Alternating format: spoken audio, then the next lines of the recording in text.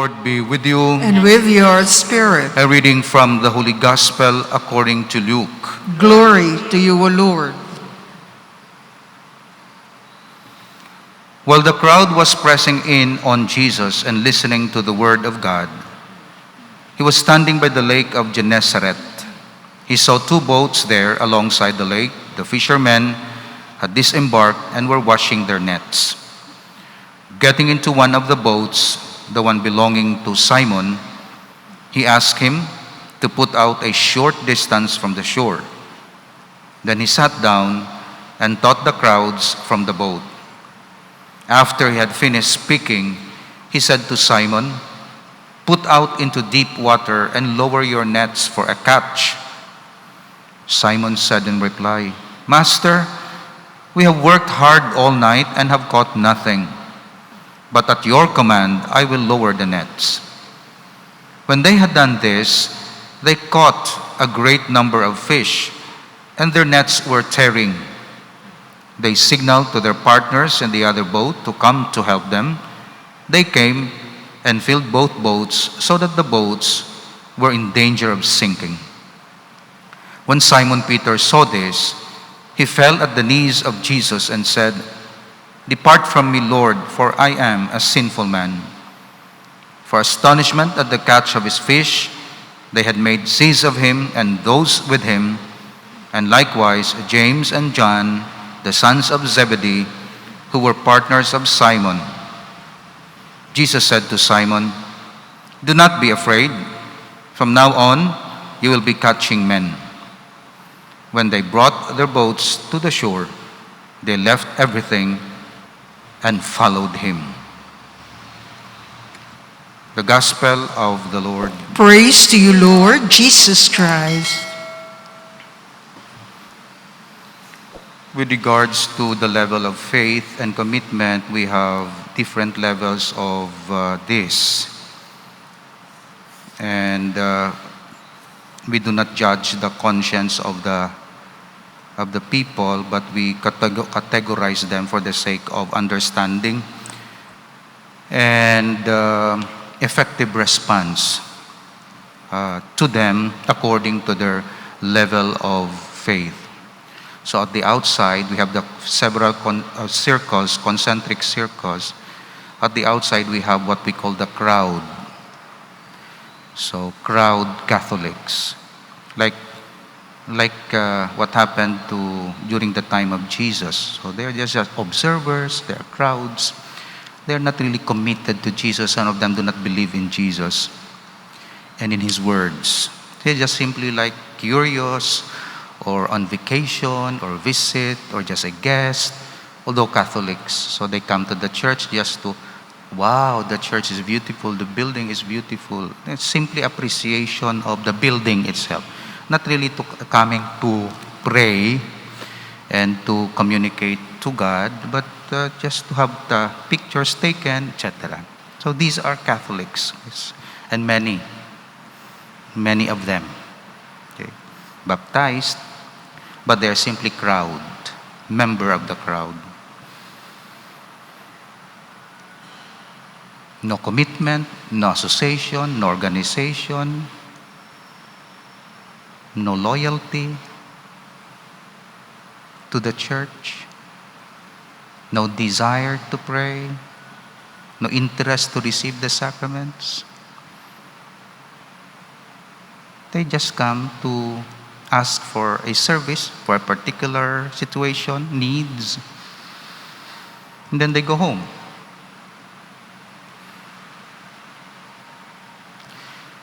Another level within this crowd circle, or under the crowd circle, is what we call the congregation Catholic. So these are Catholics that go to Mass, they congregate, sometimes they have the association.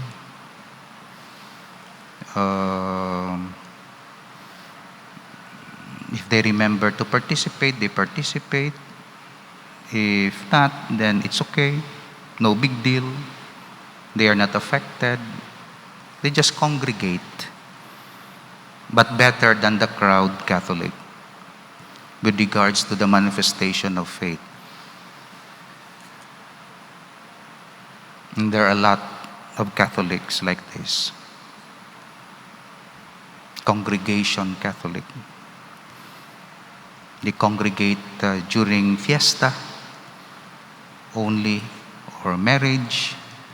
They serve as sponsors, and they just come, congregate, gather,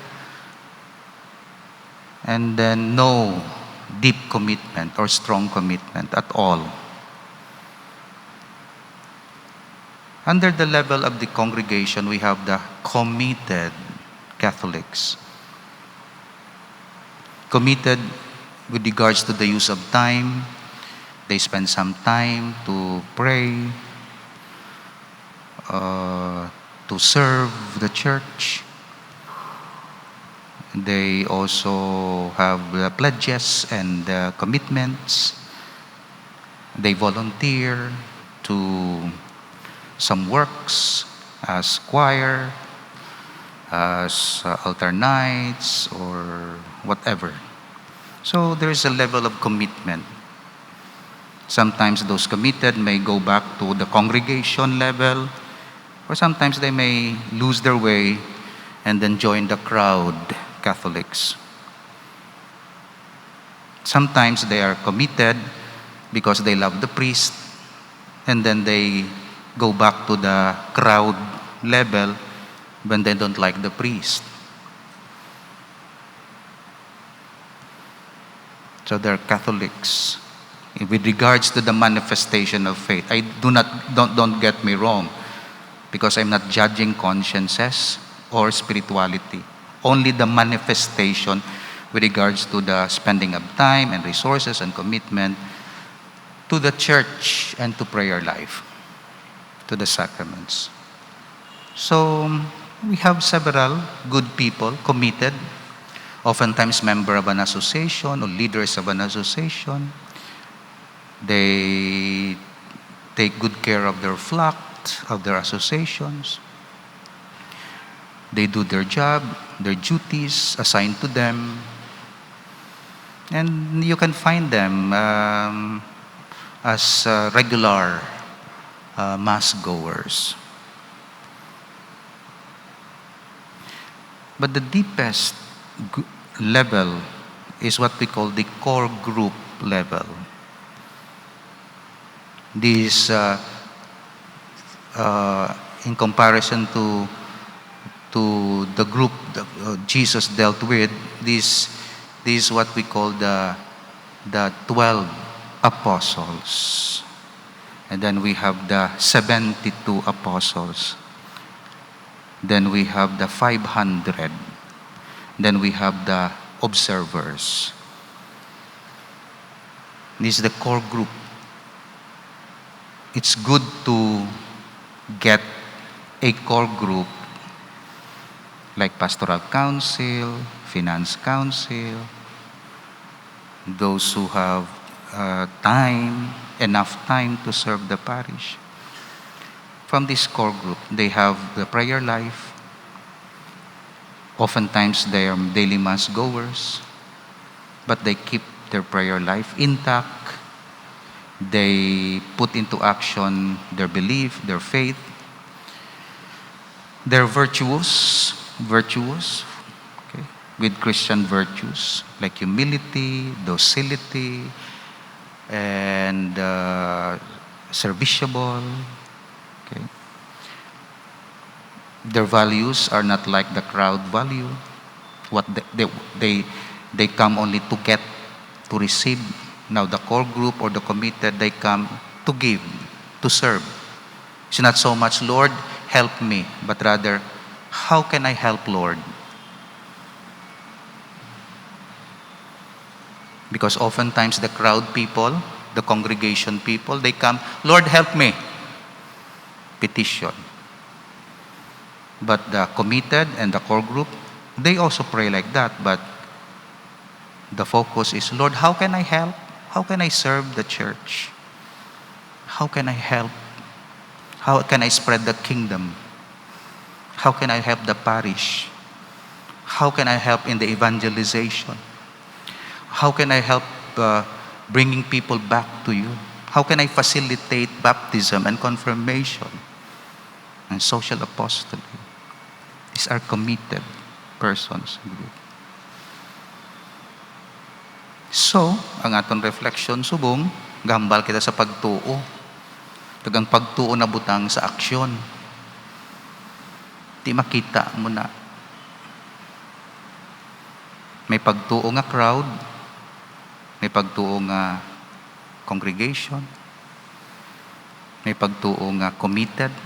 Yes, committed. Kag may pagtuo gidiyaya nga deeply committed, or what we call core group. That's why Jesus himself has the core group. And within the core group, another group leader, the three disciples, Peter, James, and John. So, it's not favoritism. Peter, James, and John would serve as leaders, especially Peter, to serve the core group, to unify the core group, to strengthen, to form the core group, to lead the core group, to guide. And then the core group, the 12 disciples, they are called in order to serve the committed ones. And then the committed ones, through their witnesses, they bring people closer to the Lord from the crowd level, the congregation level. Then the congregation from the crowd level. Pamangkot diin kasi na dira.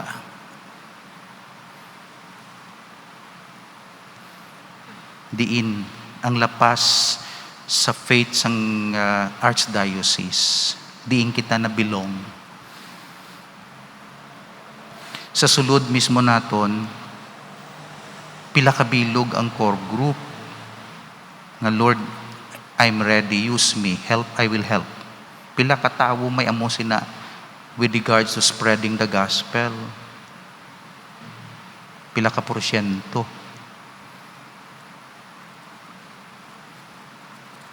Okay, core group ha, core group ya. May prayer life, may commitment, may virtues, may charisms, grace, connected permi sa Dios.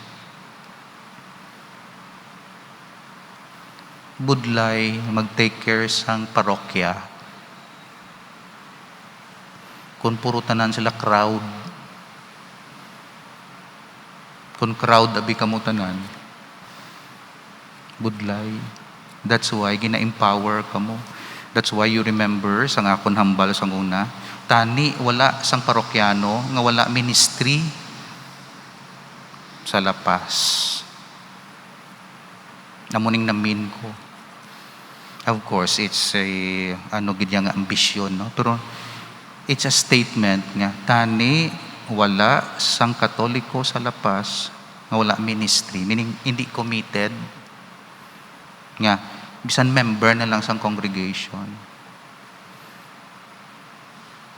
O pila sa pila kita kalibo diri, pila ang crowd. Di makaya na sang committed. Tapos mareklamo kita na obra sang na. Tapos kung may problema gani, basulon mo tayang core group. Hindi member ka man mo, imo yung binubrahaw.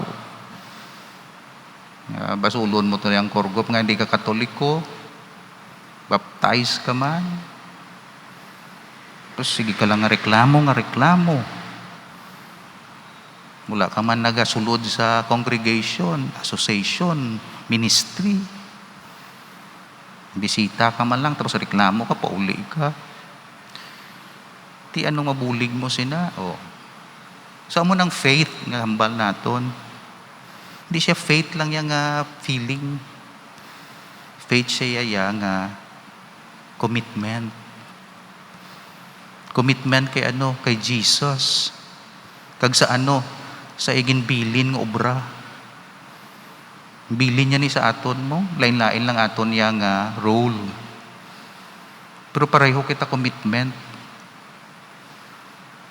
Inyo sa pamilya inyo, ang inyo gospel nga sa work, Hamon niya diri sa simbahan, sa lain-lain lang. Sa iban niya sa business, iban sa education. Kung madala nyo na, kundi di bala pabaya nga ikaw lang kasimba, tapos way ka man siyang ginadala magsimba. Hindi na bala maayo. Ang guwa naton silpa kaadlaw, cruise ship mentality. Nati okay na kita di baida sila ya. No.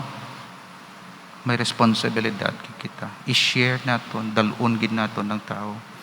In fact, ang pinakanami nga mission is may mapabalik ka nga tao sa Dios. Hindi lang imo self, kundi may tao nga ipabalik. Kaya mo nang demand sang faith, dapat i-manifest, dapat i-share. Arada diri sa catechism. I-share gid. Hindi lang ikaw, kundi i-share mo gid.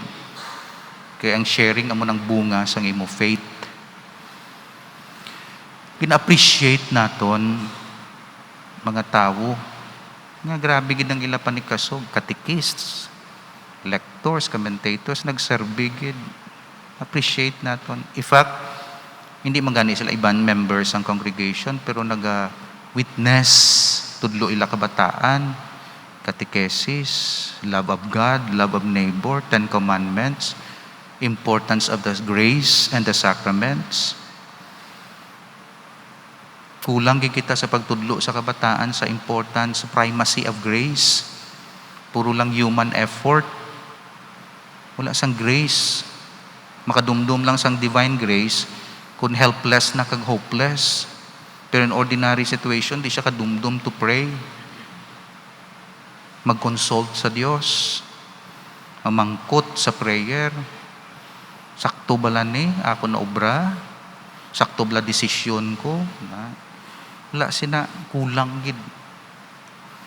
May pila ka bilog, pero core group, committed group, pero ang crowd now ginaako ko nga wala ako tiyempo gid sa crowd. Nang ako niya tiyempo sa core group kag committed. So sa inyo lang, sa regular mass goers lang, amo lang na madabot ko. Di ako yakagwa na to sa crowd o sa ano to. Kulang kami. So dapat sa inyo na, inyong mga asosasyon, magparti sa faith gid ya. Okay, bisan may COVID, wala gauntat ang faith. Ga-creative lang kita sa method. Pero wala agad untat fervor to spread the faith, the power of faith. Sige na. Mga catechesis naton subong nag-die out.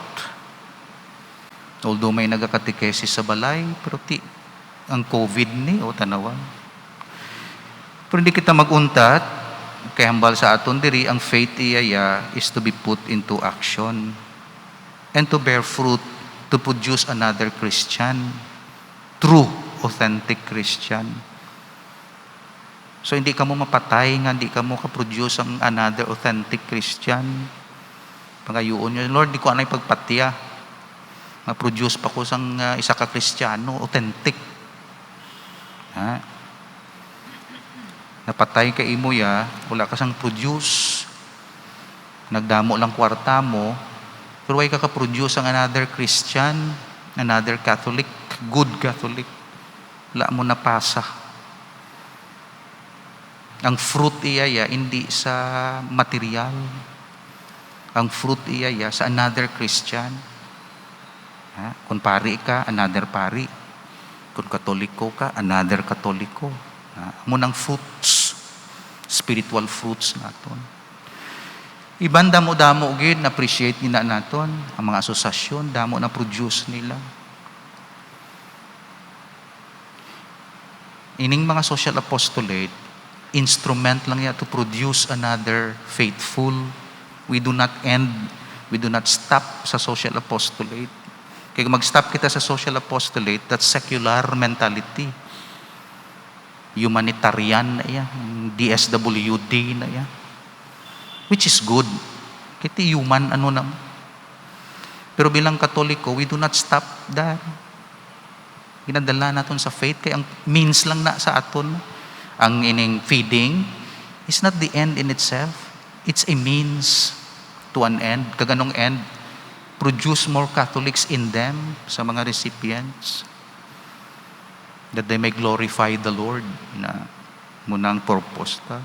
Help them, show mercy, be compassionate, that they may glorify the Lord. That they may glorify the Lord. Munang kinalain sang Catholic teacher, kag hindi believer nga teacher. Isa ka teacher just simply ends with the development of the person. Sa Katoliko, no, it's not only the development of the person, that he may glorify the Lord. Amo man ang kinalain sang kasal nga Katoliko, kag hindi ilaya sa ilalang ya mag-asawa, ila family, very good nami na, pero human, wala nga makatoliko gina, that they may glorify the Lord by their marriage. Amo gid na ya. Kung hindi na ya, hindi na ya Katoliko. Human lang na, hindi na Kristiyano. Gin-humanize mo lang ang world, wala mo gin-Christianize. Di ano pa pulos na kung di natin pag-Christianize, tani wala na lang Christian, human na lang kita tanan, human values na lang tudlo ta, hindi Christian values sa bata. By na yung mga Christian values, human values lang. You humanize the world, which is good. Pero wala, hindi mo na ang pagkakatoliko mo. Precisely, you are a human being, but Catholic. Nga kaya humanize mo siya. Pero butangan mo gid ang faith sa Dios, kahit in order for these people to glorify God. Why? Because we have discovered and we believe that the fullness of man is in the glorification of God. So you cannot attain fullness of life without God, without glorifying God.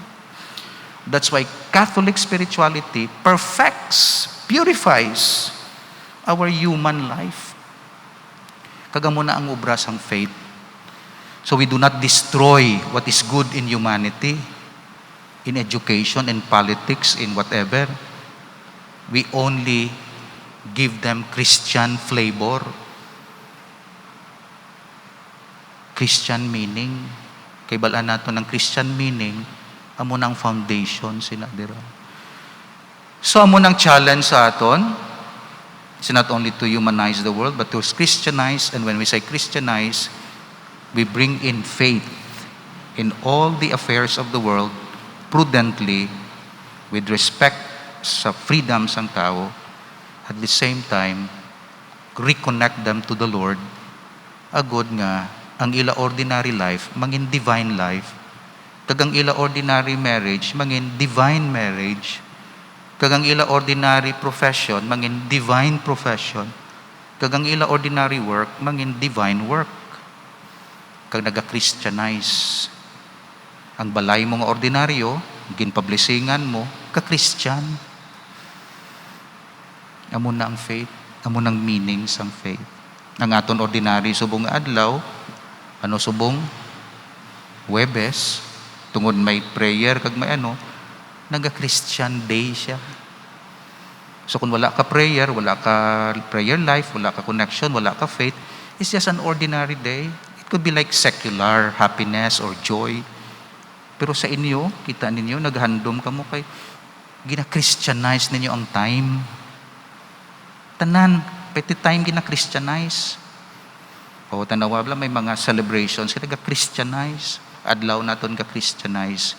Meaning, ang focus si Christ. Meaning, ang acknowledgement na for His glorification. So, muna, crowd, congregation, committed, core group. Pero ang core group, hindi cruise ship o committed cruise ship mentality, kundi we are here.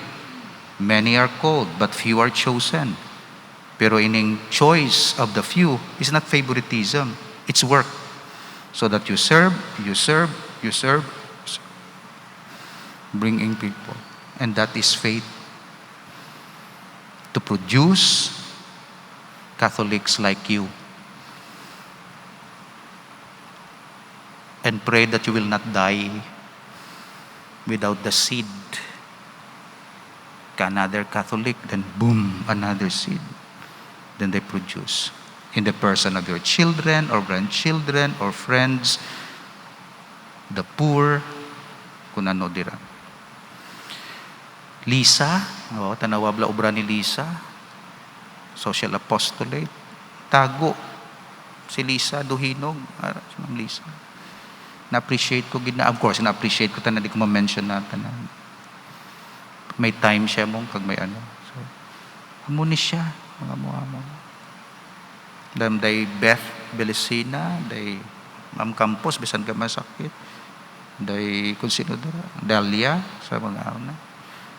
Hipus nga obra. May prayer life, may ano dira. Hindi sila santos, pero prayer life, commitment, kita mo gid. Kag pareho sa inyo, of course, especially daily mass goers.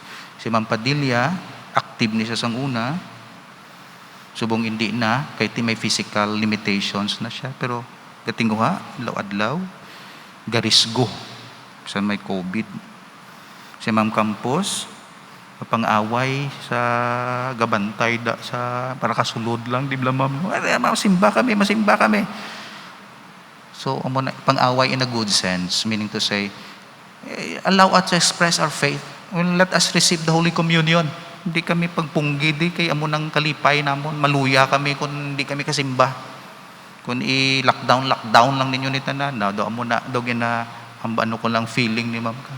The rest, sa inyo. So, commitment does not necessarily mean attached immediately to the church, but commitment as witnesses. Kaya iban sa inyo, committed, pero hindi man necessarily gid nga may volunteer gid sa work sa church. Kundi ang commitment, tago, katikesis sagwa. Si Ma'am Metchato, sige katikesis siya, bisan wala diri, kag sino dira. Kamo, inyo, sige evangelize ninyo. And sometimes, kung hindi nakalakat, sige lang rosary for the purpose of praying for those who are in the front line sa pag-continue sa aton faith. So God bless you. Kabay, hindi ka mo magbuhi gid. Bisan magsaylo-saylo pa kami nga pari. Stay committed sa aton relihiyon kag sa pag-express sa aton faith. God bless sa mga leaders ng asosasyon. Take good care of your associations, in your core group. Basta ang aton tanan common nga purpose is to glorify God, to bring people, to help people, glorify God. Amen. Please stand.